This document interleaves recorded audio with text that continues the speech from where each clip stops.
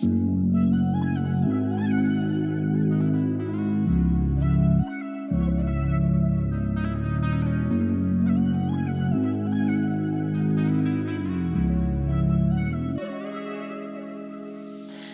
บแล้วบ่จำ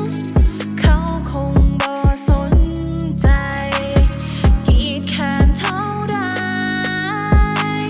เขาคงบ่หันมาอยากจะลบหอยแผลที่อยู่ในใจ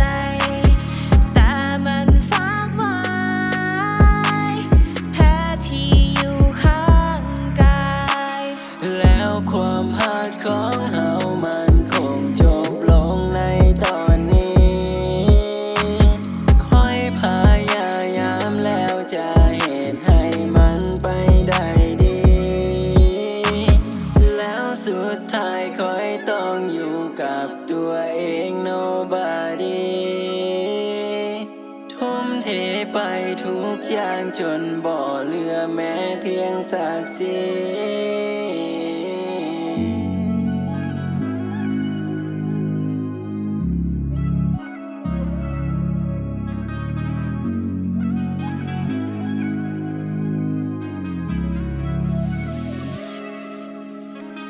คิดนั้นอยู่ที่ใจส่วนกระเป๋านั้นอยู่ที่ปากที่เจ้าได้เว้าออกไปมันเป็นมีดหอกที่ใส่มาปาดจนมีความเครียดแค้นเพราะยังเจ้านั้นใส่หน้ากากเจ้าควรเป็นคนเจ็บแทนบ่ควรเป็นข่อยที่ต้องลำบากข่อยยังบ่เข้าใจในความรู้สึกมันฝังข้างในสมองมันบอกให้ข่อยลืมไปแต่ว่าหัวใจยังบอกเก็บไว้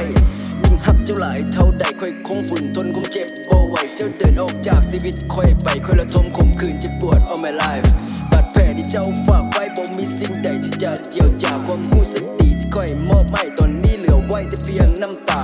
ใส่มีดกี่แทงหัวใจเฮ็ดให้ข่อยเป็นเหมือนคนให้ค่าคงจบลงแล้วจะฮอดเส้นใสข่อยล้มลงกับคำสวดกุศลาเจ็บแล้วบ่จำเขาคงบ่สนใจกี่แค่เท่าใดเขาคงบ่